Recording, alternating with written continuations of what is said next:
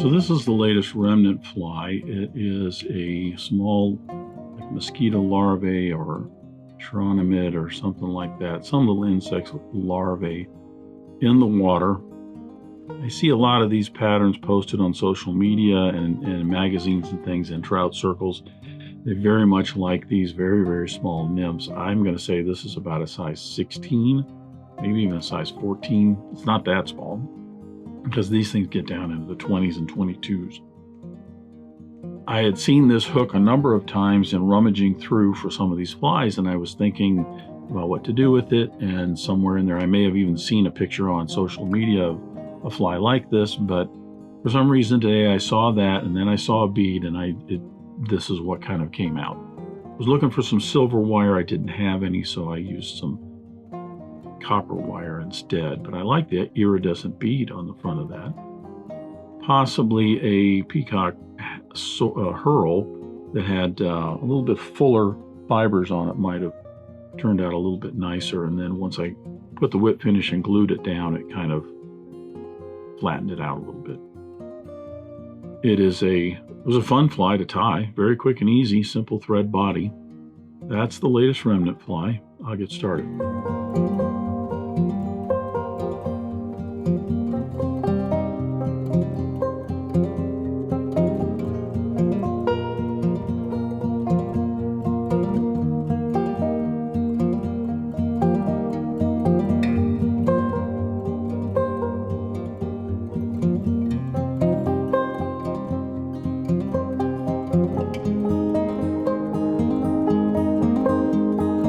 Start this remnant fly with my hook and the vise. This is, I'm pretty certain, this is a Mustad C49, maybe C49S. I didn't look up the model number, but Mustad did a curved caddis hook, small curved caddis hook like this. And that's what this is. It might even be, I don't think they'd label it a scud hook. I think it's labeled as a curved caddis hook. So anyway, I saw this hook and some beads, and I got to thinking about just some sort of a mosquito larvae, small hook, a larval nymph thing. So that's what we're going for today. Got some fuzz on there from something. First thing I have to do is put the bead on this. I've got these small iridescent beads. Been kind of kicking around my remnant stuff for a while, so I'm going to use one of these. If you want to, go with something more conventional like a white or a silver or something like that. I'm going to place that bead on the hook and then get my hook back in the vise.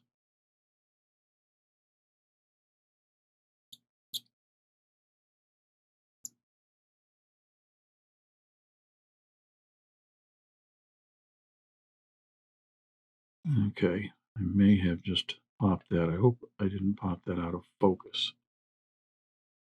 I moved it just a little bit, so I'm hoping this is still in focus. Let me double check real quick.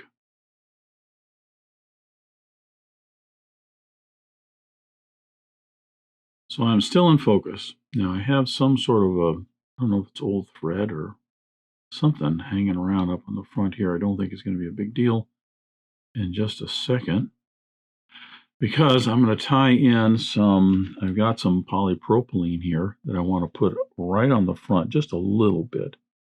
This is a very, very small little fly, and I just need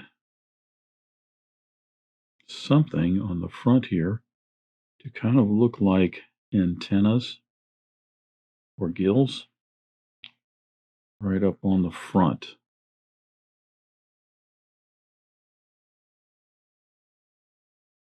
So I'm going to start with a little bit of white thread here. This is a Danville 6/0 in white.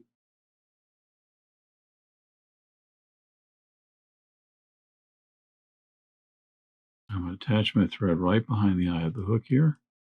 Just getting a few wraps in to anchor that down. And I'm going to get my polypropylene on here. leaving that long so I can handle it, manage it here. And I'm going to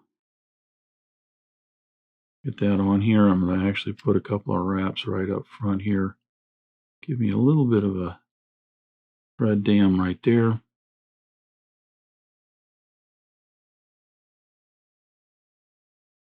Two or three turn whip finish.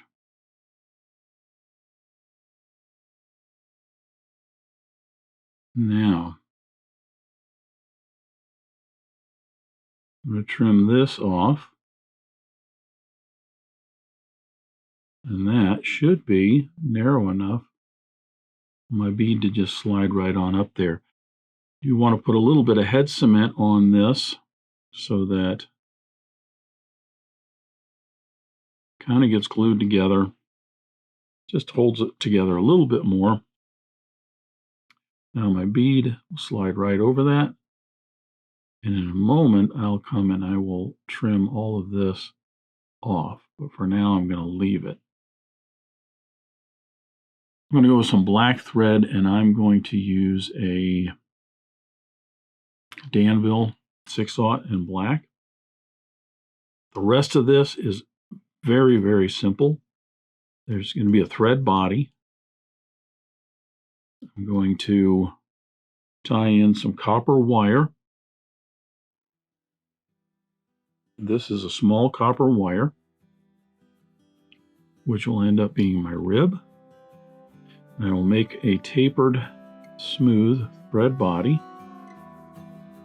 I'm going to take this all the way down in deep into that bend. And then right behind that bead will end up a little bit of peacock herl. So right now I'm going to go back and forth here a little bit to get a little bit more taper on this.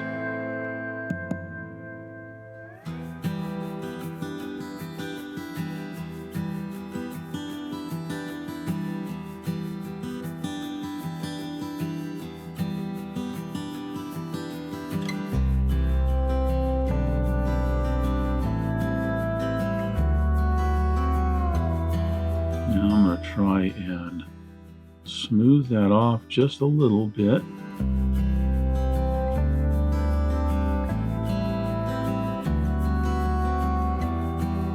And get all of this. Watch, I just nicked the point of the hook and it just kind of split my thread out a little bit there.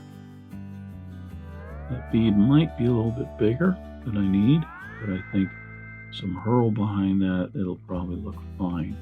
So I'm going to stop right about where I'm going to put that herl in, and here I'm going to flatten my thread. And I'm going to wrap down and back up with some flat thread to just smooth that whole body off. You see these patterns pop up all the time in Fly Tire magazine and on websites and Instagram and all that stuff. These tiny little, and this is probably a bigger hook. This is at least a 16. Maybe, I doubt it's an 18, maybe a 14, but at least I say no smaller than a 16.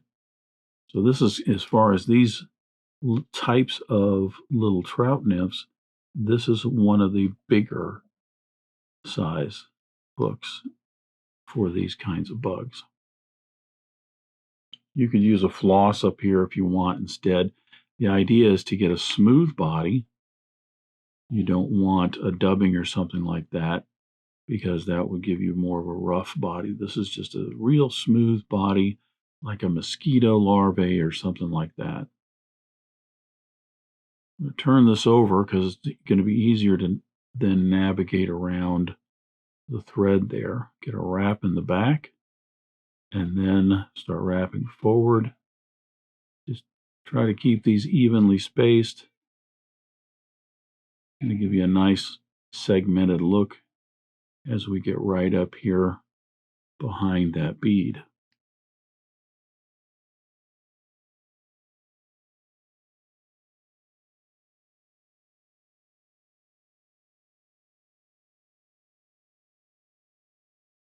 And you take that wire,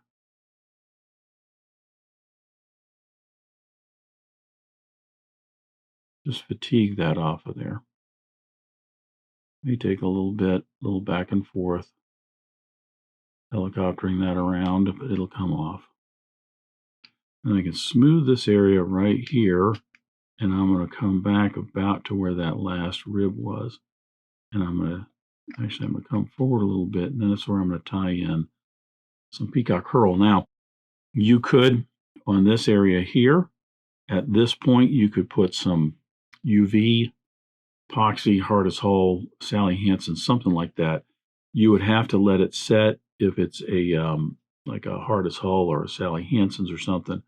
But if you wanted to add just a little bit of protection, UV would work pretty well. Give you a little bit of shine and everything too. Epoxy would work well, but again, you would have to make certain that you let that set up.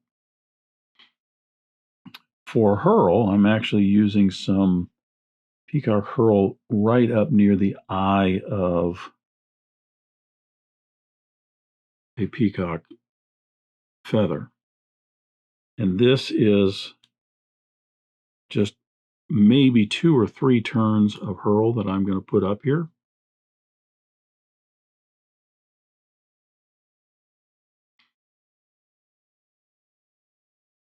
I'm going to wrap backwards here, just opening that space up for 2 or 3 wraps.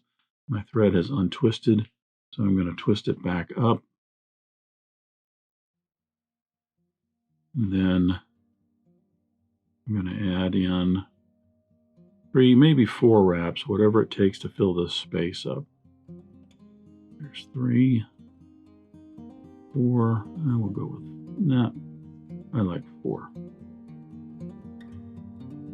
And we get a 5th one right in there without squishing that up too much. Now I'm going to get careful here because you can pop this Herl real easy. But I'm going to get a few wraps to bind that Herl in.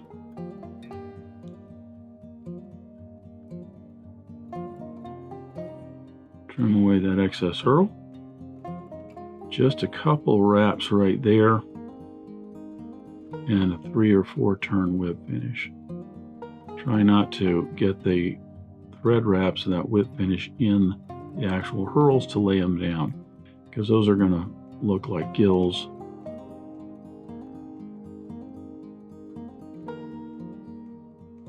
Trim that away. Get a little bit of head cement. I'm going to put this like right at the back of that bead, just like that. Let that kind of go down the bead and soak into that thread just a little bit. It'll also reinforce that Herl just some. I want to be careful not to smash any of that down. Of course, yeah, as you're tying this on the leader and everything, you're not going to smash any of that down, right? Now the last step, I'm going to take this polypropylene here and I'm going to clip this off maybe half a shank length right in front.